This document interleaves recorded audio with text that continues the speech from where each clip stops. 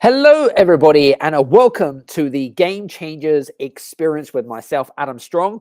And if you're listening to you listening to myself live, then use the hashtag live, use the hashtag replay. We're streaming on LinkedIn, YouTube, Facebook, whatever it is. If you're listening to me on LinkedIn or on YouTube, please do me a favor, hit the bell notification, which is on the top right-hand corner. Or if you're on YouTube, set subscribe and hit the bell notification. Every time we go live, you'll be able to get a notification. If you listen to this on the podcast, of course, we'll put all of the show notes that I have below. So today's episode is all about how do you use your intuition as a competitive advantage. And it's really interesting because I want to quickly share a bit of an experience. So I've just got back into networking, right? So live to live networking, like real face-to-face networking, okay? And so I attended a recent meeting that I was invited to like 2 months ago by a good friend of mine. And there was about, I don't know, it must have been about 100 people in the room or whatever it is. Anyway, I was sat opposite a lovely lady, and she told me what she did. I asked her some questions, just to build some rapport, just to find out what she did and why she was there, etc. It was a sit down. So we were sitting down having food as well at the same time. It was like a formal meeting. And one of the things that, I started opening up the conversation. I was interested in learning more about what she did, how she did it, why she got into, just kind of like basic questions, why she did what she did. And then as I started digging in a little bit deeper, just building some rapport, I felt something was off about the conversation. And it was just like, it was a real weird situation. I obviously didn't know I've never met this person in my life, but it just felt off. And I said to her, as I was asking questions and listening attentively and things like that, I said to her, I was like, is everything all right? Because I feel like something is not right, and I said this to her. I was like, I feel like something feels off in this conversation. Is everything all right? And she went, well, your intuition is very curious. And I was like, yeah. I was like, I get the impression that you've been doing your business for a while, but you feel worn down, and it's really showing on you. And she was like, how did you know that? We've never met. How did you know that? Who have you been talking to? I'm like, I've not spoken to anybody. I was like, I'm getting this impression. I'm getting the vibe. I'm getting the energy from you that is what I'm feeling right now. Just like, you're bang on the money. And so obviously we explored, and we're going to be speaking further. But I wanted to share that. And I don't know if you guys have ever been in a situation or in a conversation, whether it be with a prospect, customer, or client, and something about the conversation that you was having with the individual, right, that just felt something off, right? And I'm not sure what you do in those in those kind of scenarios, but I'm going to give you a 5-step process about how you could use it as to a competitive advantage. So step number 1, what are the things that you need to look for in terms of like, what are the things that we need to look for to really kind of like test your intuition, right? To see if it's working. And normally that leads to curiosity, right? Because the first thing that you need to think about is during your conversation, when you're speaking to somebody and when you're asking questions and you're listening, and or vice versa, is I want you to observe the energy. Like, what is the energy that is being created between you and the other person? Like, what does the chemistry feel like? Does the energy feel off?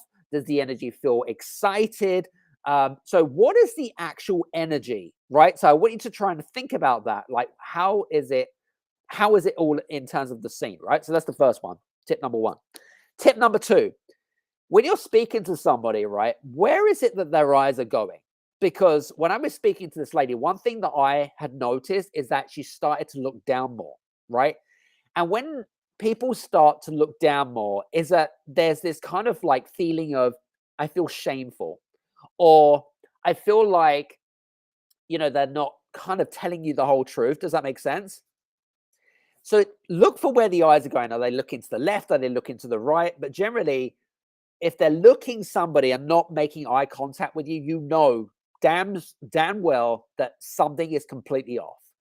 So that's going to be another signal to use to test to see if your intuition is right or not. Number 3, and I think again, it's not about what you say. It's also about how you say it in terms of like the tonality, in terms of like body language. So in terms of tonality, like, when they speak, is it the fact that they're speaking in an uplifting manner? Or are these kind of like of their tone really softened? So thinking about that, but also their body language, are they like slumped? Are they, kind of looking a bit fed up? Like, where is it that they're looking in terms of, are they mirroring you? So normally what happens when you're having a conversation is that you end up like mirroring people, not kind of like done deliberately, but you tend to mirror people in terms of like their signals and what they're doing and so forth. So what is it that they're doing tonality wise, but also body language wise? What are the things that you're picking up from that? Tip number 4, don't be forceful. This is really important. Be open, okay? And what I mean by don't be forceful is, and it's not about treading carefully, but it's also coming from a place of empathy because you know that something is off, okay?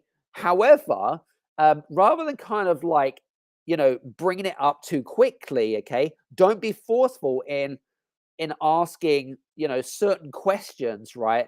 That might kind of like, they might not be ready or open to open up to you, especially if you're in a first conversation. So it's really important to not be forceful in these things, but, ask really good questions, because the more questions that you ask somebody, especially when you're speaking to a prospect, is that the more that they're going to open up to you. People love to talk, right? I just wanted to say that, right? People love to talk.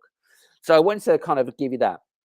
And tip number 5 is, and I think this is one of the most underrated skills that anyone can do, is to call it, right? So share about how you feel. So how do you feel about how the conversation is going? So in this instance, when I was speaking with this lady, I said to her, I said, can I just quickly share something which is on my mind? I want to share how I'm kind of feeling during this conversation. Do you mind if I share that with you? Ask permission, really important. And she was like, yeah, sure. She was like, and then I said to her, I was like, I want to just say to you, like, even though we've kind of first met, it feels a little bit off. And it feels off because of this, right? So this is like, I'm sharing about how I feel and why I feel it. And then again, you listen and observe and things like that. And then you wait for them to see if your intuition or your curiosity is right, okay?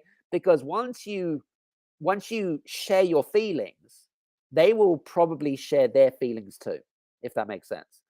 So I hope that kind of gives you an idea. But the great thing about using this 5-step analogy is that it's going to give you such a great advantage when it comes to a competitive advantage, especially when it comes to building trust, building human connection with prospects and with just with people, right? I think it's just so important. So, and also, the more curious and more intuitive you are as a person, the more of the right client and connection that you can make, especially with like just with strangers, as I mentioned to you, right? And because if you're coming across as curious and you're coming across as using your intuition, what that's going to show the other individual is that it's going to show that you care for them, right? There's an element of careness, but also intelligence as well, right? That's where curiosity comes from. Gary Vaynerchuk actually talks about curiosity a lot and how to use it. And I really kind of highly would recommend you go follow him if you don't. So in summary, quick summary. So the first one is energy and chemistry. Like, what is the energy and chemistry is? And you'll normally pick that up within the first sort of couple of minutes or thereabouts, right? So what is the energy like? What does it feel like? How does it feel between you and the other individual, right? So that's the first one. Secondly, look for where is it that their eyes are going? Okay, so are they looking down? Are they looking left? Are they looking right? Does it come across as if they're a little bit introverted? Maybe they're insecure. Maybe they're not ready to open up. So thinking about how, like, look at their eye contact, but also look at their body language, right? So tip number 3, tonality. So if you're asking certain questions, like, what is the tonality of the conversation? Where is that kind of heading? Look at that body language in terms of, like, the questions that you're asking. Is it the right question? Is it the right question? So the more open you are, the better it might be. Okay. Tip number 4, don't be forceful, but be open. So don't go, especially when you're when you're speaking with a stranger, it's really important to build this trust and human connection, right? But also not go into uncharted territory too quickly. Otherwise, people, they're gonna feel, they may feel that they're just not ready. Okay, so that's tip number 4. And tip number 5 is to call it. Share how you feel about how the conversation is going. And what your thoughts are, what is going through your mind, and they'll also do the same too. So they're going to reciprocate what you do too, well, more than likely, okay, if that makes sense. And that way you can learn to build the trust and human connection to a whole new advantage. Anyway, listen, I hope that this has been of use to you guys. I was going to say to you, I'm actually going to be writing an article about intuition very shortly. So make sure that if you are not following me here on LinkedIn, okay, follow our newsletter, okay?